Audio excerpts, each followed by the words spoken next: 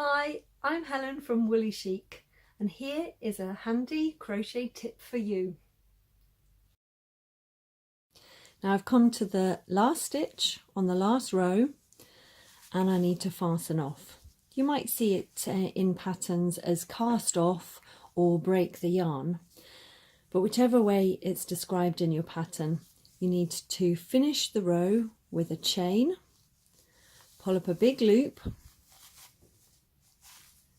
and then at the top of the loop with your scissors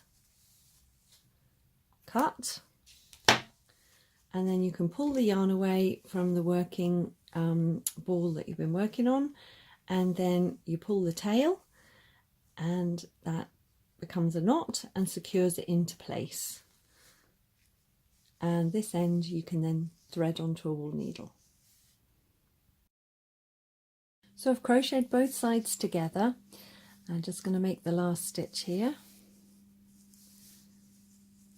and again I need to fasten off.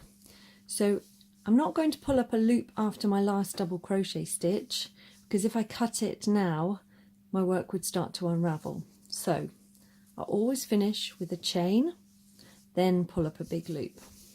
Pull up a loop with my scissors, cut the top of the loop,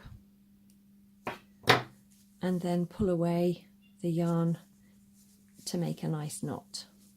And there we go, I've crocheted both sides together and it's all ready for a button to go into the middle.